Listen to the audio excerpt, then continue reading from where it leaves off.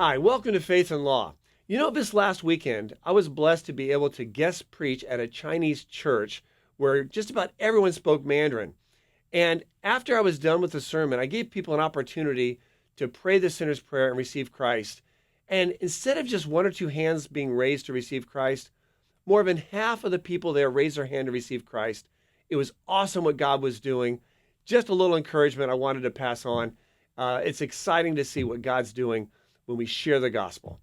Now, let's take a look at this latest trending viral video. An issue why you're against abortion and why you're against transgenderism is because you're a misogynist, okay? First of all, I'm not a misogynist, because a misogynist is someone that puts down women. I exalt women to their rightful role. Women are supposed to be women, not men.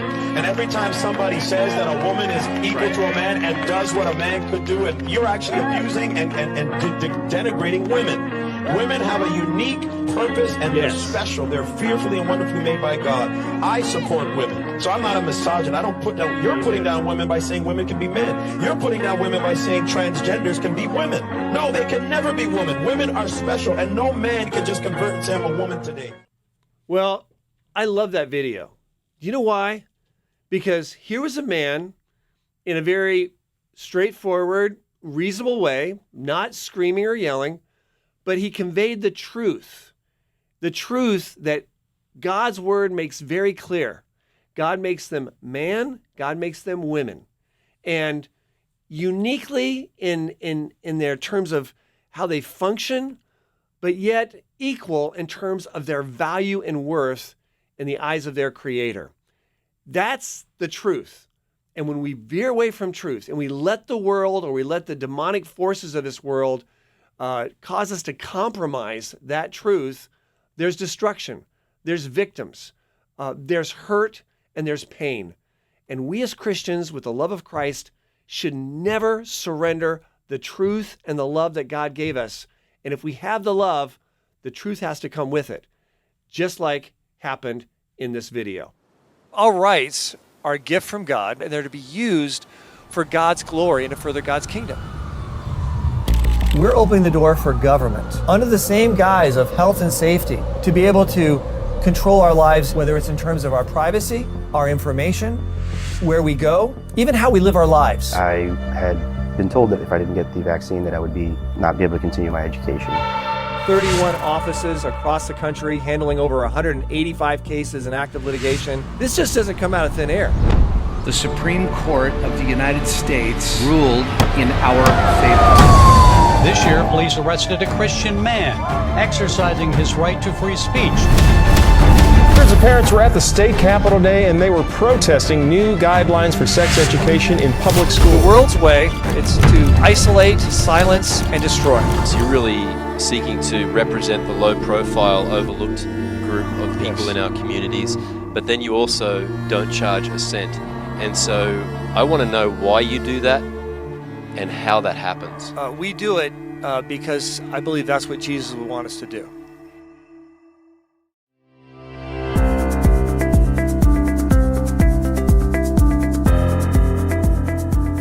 Now, I'd like to bring on now Dr. Ingrid Skopp, who is the Vice President and Medical Director of Affairs at the Charlotte Lozier Institute. Welcome to the show, Dr. Skopp. You do great work as an OB-GYN, saving lives, helping people. Dr. Skopp, you know that there are abortion pills, not birth control pills, but abortion pills out there that are being used and distributed that result in preborn babies being killed by this terrible, terrible pill. Can you share with us the truth about the dangers of this abortion pill, not just to the preborn, but also to the mother? Thank you, Brad, for having me on to discuss something that a lot of people don't understand. The abortion industry sells these chemical pills to women saying they're safer than Tylenol. This is not the case. Good quality data tells us that approximately 1 out of 20 women will have a failed abortion. She'll need surgery to complete the abortion. Additionally, about 1 out of 20 women will go to an emergency room within the month following the abortion. recently, using the COVID pandemic as an excuse, the FDA removed all of the in-person prescribing requirements. They said they did this so women could get it through telemedicine, but ultimately, women are now able to order these pills online, have them delivered through the mail without any medical supervision at all. There's no ultrasound to document the gestational age, to document that the woman does not have a potentially deadly ectopic pregnancy. There's no labs to document if a woman has a blood type that might require an intervention to prevent future pregnancy complications. And there's no one determining that the person ordering the pills is even a woman who wants an abortion, who knows about the other options. So sex traffickers, incestuous abusers, coercive men can all get these pills, and they can provide unwanted abortions to women.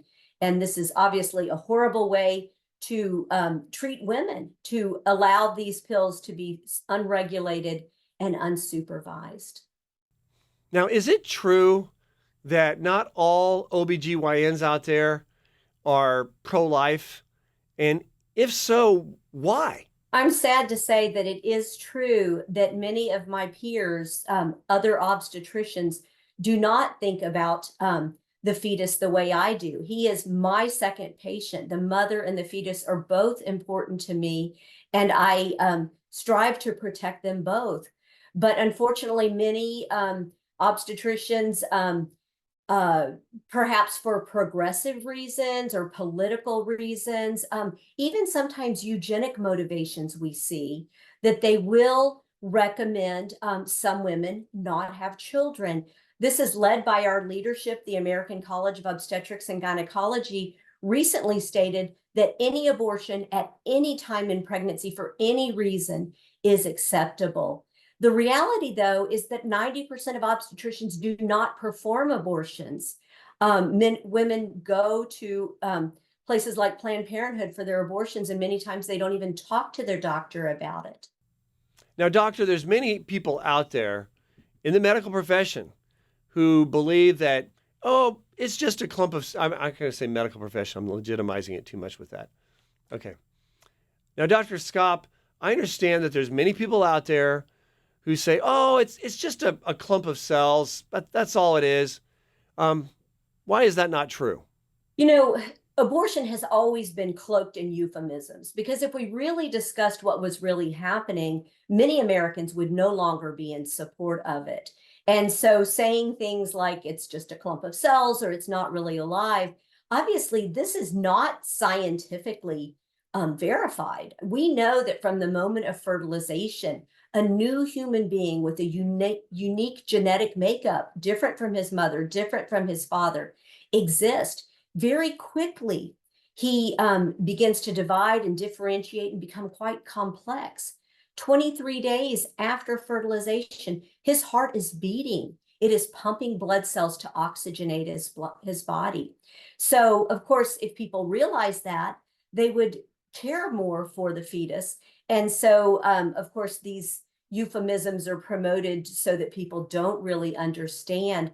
And I would also mention that it's not, although abortion advocates like to call themselves pro-choice, they don't really support all of the available choices for women. In most cases, they want the woman to obtain an abortion. And we can see this when we look at abortion pill reversal, which is medically supported using progesterone to help to reverse the effects of mifepristone, the abortion pill, if a woman should change her mind. And yet we see abortion advocates say that this is not supported by science when it is, because they don't want women to change their mind. Additionally, they don't want women to think about other options. About 60% of women who obtain abortions say they would have carried their pregnancy, they would have given birth if they'd had more support. And so we see an effort underway to villainize pregnancy resource centers that are trying to offer support to women to help walk alongside them so that they can give birth to their children. You know, there's so much propaganda out there trying to convince women to just have an abortion. It's the easy way. Why, in your opinion, is that not true? why, in your opinion, should a mother not have an abortion? You know, if we encounter someone who has an unintended pregnancy, and they're very common, so all of us will encounter women, we need to realize that they are often consider this to be a crisis. And abortion is often chosen as a knee-jerk response to a crisis. So the very first thing we must do is to let them know we care, to talk with them, to walk alongside them, to let them know that there is someone there who is willing to give them love and support. And of course, there are so many pregnancy resource centers that can also help these women with material support, emotional relationship support, and sometimes even financial support, or helping them to get Medicaid insurance or WIC or other things that they may need. And these centers, there's 3,000 in our country. They have provided services to over 1 million new patients every year, $350 million in services. So there are resources available. So showing a woman in crisis our love, our care, our support, and then helping them to get connected to the resources that can help them to give birth to their child is how we can help. Well, thank you, Dr. Skopp, and keep up the great work. You know, folks, we need to remember that abortion is not removing some foreign tissue, some cyst or growth or cancer. Abortion is killing a human life. It's killing a person. We need to call it out for what it is. It's murder. It is murder of a preborn child. Second, we need to recognize that abortion is degrading human life. All human life is valuable in the eyes of God. And we live in a world today, folks, that is continually trying to degrade human life. Whether we're talking about, people around the world being killed by tyrants, by terrorists, or we're talking about policies by governments that allow and actually encourage the killing of precious preborn babies. This is what's happening. We as people of faith need to be outspoken with the truth. All human life matters. All human life is created by God, is valuable to God, and if we're followers of the Lord, it needs to be important to us as well. And we need to speak out. The love of Christ must compel us to do nothing less but to speak out when we can to help save the preborn and to help also save the women out there from making a terrible, terrible mistake. Well, they're in the trenches and they're fighting, and PGI is on the front lines for the battle for freedom and liberty. They've been doing so much to equip pastors across the country and to really fight for the values that have made this country so great. Honored to be supportive of PGI. We're living in a time when Christians are constantly under assault for their beliefs in the marketplace. And if there's not someone to advocate for them and help them with the legal necessities of defending themselves, they're going to get fired. They have no recourse. Most people don't have the resources to go hire a lawyer. It would deplete everything they own. And most lawyers, quite frankly, across the country don't deal in religious liberty issues. Well, we're living in some very difficult days in America where basic freedoms and especially religious liberty is under attack. And that's one of the reasons why Pacific Justice Institute is so vitally important to the future of this nation. What a great group of lawyers, first-class, top-rate lawyers who are willing to stand up for freedom and stand up for our American citizens under attack. Yeah, I mean, they can support, they can follow, they can pray. We need more organizations like PJI, and I could tell you that being in the front lines, there's not enough people that are actually in the trenches doing the difficult but tough work, and that's exactly why this organization is so critical. One of the most incredible things about Pacific Justice Institute is that they do pro bono work. And what does that mean? Well, it means the rest of us have a responsibility. We've got to stand up and provide financial incentives and financial opportunities for these attorneys to get out there and do the fighting. And that's one of the reasons why we have Pacific Justice Institute attorneys on my national radio show, because we want to let people know, hey, there's a need here. These folks are doing very important work, and they're doing very important, successful work as well. And that's why they need our support. When a Christian is targeted for his or her beliefs, it affects every believer in America. This idea that, well, it didn't happen to me, well, you're next.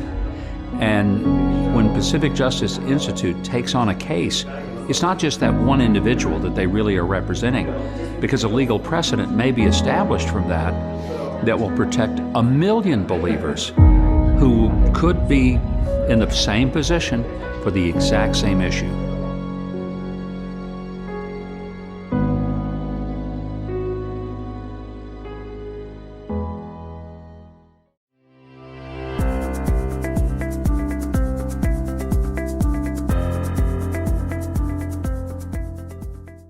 You know, when I was in law school, I would walk past an abortion clinic on my way from my apartment to the law school. And occasionally I would give spontaneous counseling to people who are coming in. And one day there was a young couple. It was maybe teenagers. And they were going into the abortion clinic to kill a preborn baby. I knew it. I saw it on their faces. And I talked to them. And I said, look, I know why you're here. But let me tell you, the people in this abortion clinic, they don't care about you. And they sure don't care about that little baby that's inside you. They just want your money. But let me tell you, there are people here in town that do care about you. There's a crisis pregnancy center here in town that will work through this issue with you, go through all of your options, all your alternatives. But it's your decision. But you know what the right thing to do is. You know what the right thing to do is. And then and then I went and turned to walk away because I did not want to be the issue. And as I turned to walk away, I heard the car doors close and the ignition switch turn on. And I will tell you, that moment, for eternity purposes, was probably more important than those 3 years of law school. That's how valuable life is. And sometimes I kick myself for not doing more on-the-spot counseling there at that pro-life clinic. Don't kick yourself for what you haven't done. Instead, focus on being faithful, moving forward with the truth and love of the gospel and the truth and love that God has for preborn babies and how he values women in these serious times of crises. Now, at the end of the day, I want to put on our promo. Now, we at Pacific Justice Institute are strong in the pro-life movement. We defend pro-life clinics all across the country.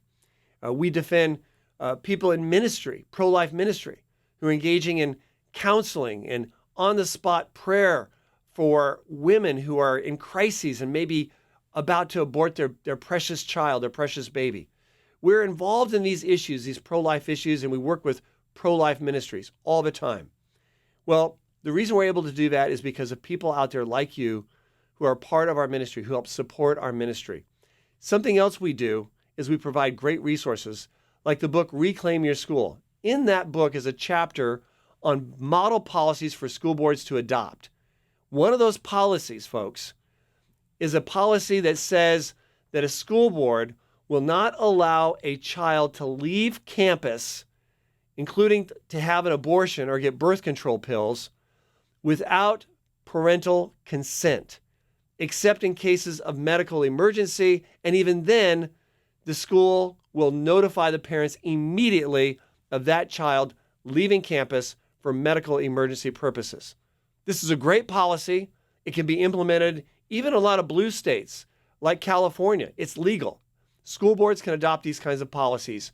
And I want you to know we're here to help you do just that, help your school board do that. Just download a free copy of this book, Reclaim Your School, and you'll find there's a lot of other information in there to help empower you to have an impact on your public schools and a lot of other policies we recommend as well. Now, at the end of the day, we need to take a look at what God's word has to say about this issue. A lot of people have opinions, but most importantly, we need to ask, what does God say? What's God's opinion about the sanctity of life dealing with this issue? Take a look first at Psalm chapter 139, verse 14. It says, I will praise you, for I'm fearfully and wonderfully made. Marvelous are your works, and that my soul knows very well. This is David in the Bible, King David, writing this psalm with the inspiration of God about how valuable his life was, how God made him. He wasn't an accident. It wasn't a bunch of blob of cells that just randomly were formed and randomly formed him. No. God says in his word that David's formation was marvelous, and that David in his soul, in his heart, he knows it well. You know what? Each of us know in our hearts the value of human life. We may disregard it, but after we make that decision, maybe to have an abortion, it hits us in the heart. And I want you to know, God can heal that heart. He can give you forgiveness and restoration if you choose to receive what Jesus Christ did on the cross to bear your sins. He's right there, right now, ready to forgive each and every one of you who are holding on to that guilt. Will you make that decision to receive Christ? Another very important verse is Genesis chapter 9, verse 6. It says, whoever sheds the blood of man, by man shall his blood be shed. For God made man in his own image. So the reason it's bad for us to murder and kill other people, including the preborn, is because God made us. God values all human beings. Let us not forget that as we look at policies that we're advocating, as we're going to the polls to vote for candidates. Some candidates respect human life. Some candidates value what God's word says about human life. Other candidates and politicians, they don't care about human life. They're willing to fund the murder of preborn babies by the mass. Not just one or two, but by the massive numbers, as in a modern-day Holocaust. Don't vote for a modern-day Holocaust. Don't vote for a politician, whether for president or Congress or state legislature. Don't vote for those that don't respect the basic fundamentals of the value and sanctity of all human life.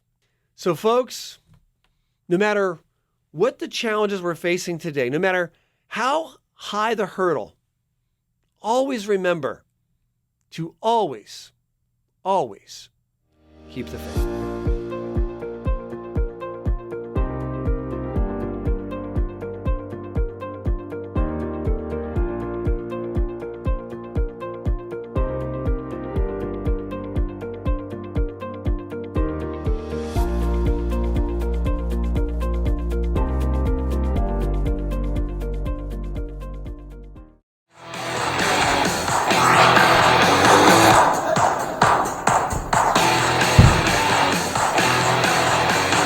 Religious freedom, medical freedom, free speech, censorship issues.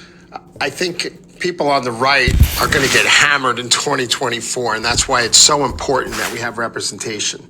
And sometimes the ACLU gets it right, but I met somebody at Turning Point USA from the Pacific Justice Institute, Brad Dacus. How are you, sir?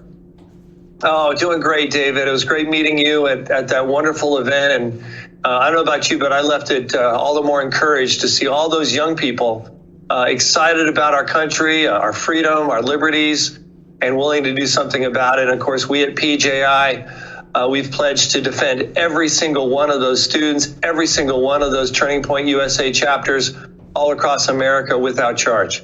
It was definitely encouraging to see so many like-minded younger people, but a lot of older generations showed up as well to support the young people and are concerned about our country. And it's, you're going to be in high demand in 2024. Tell us about what the Pacific Justice Institute does. Yeah, we will be in high demand. I might be calling you. Yes. Well, we defend religious freedom for everyone, parents' rights across the country against, wacky school districts or zealous social workers to take kids wrongfully. We defend the sanctity of human life, so the preborn or even people who are in the hospital who are told that their loved ones are told, pull the plug, and the person's not dead and they're still there. So we have a lot of interesting cases that in the past I just never would have dreamed we would reach this point in our society on all three of those levels, with religious freedom, parents' rights, and sanctity of life. What makes it sort of unique is that, of course, we do our work without charge. Every single one of our cases without charge. But we don't cherry pick our cases, so we don't just go for the high profile cases, just a few cases here and there. Our goal is to make sure that everyone gets help, that no church, no family, no business, owner, is left on the side of the road. We go to bat for them, and all without charge. And we have the largest network, the largest number of offices. We have 29 states. We have 36 offices coast to coast, doing all the work without charge, making sure that no one's left on the side of the road. So we're very, very busy, and our cases are increasing dramatically. We have, I think, over 255 cases in active litigation right now alone. Wow, and you have a very high success rate. Tell us about that. Yeah, we do. We really do. And part of that is, I know, it's God's grace and favor, but a lot of it's also hard work, and not doing C-grade work, but doing A-grade work when it comes to our doing our research on our cases, on our clients, preparing the complaints, the briefing, et cetera, the strategy. All our attorneys work together. So all combined, our case victory rate is better than 9 out of 10. So more than 90% of our cases we prevail in for our clients, and we do it completely without charge.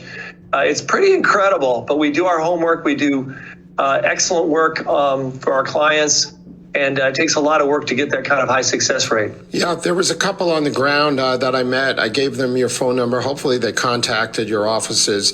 The woman didn't want to vax. Now it's 3 years later. She needs a double lung transplant, and quick. And in Phoenix, and all the hospitals have turned her down. So is that someone like that? Is that someone that you can help? Oh, absolutely. In fact, we're, I think, leading the charge across the country in those kinds of cases. Where out of our Detroit office, the person who heads that up, Dr. David Peters, is not only an attorney, but he's also a doctor and has great expertise. And we've already seen the success. We've saved 2 individuals from a hospital, I think it was called Trinity Hospital, where they were told that, you have to get the vax or you die. Basically, they were being put on medical death row. Wow. It was outrageous. And we stepped in, we prevailed. Then we had to sue University of Michigan Medical Center. We prevailed there as well for 2 individuals critically in need of organ transplants. So we're really stepping up. We're taking these cases on all across the country. It's literally a matter of life and death.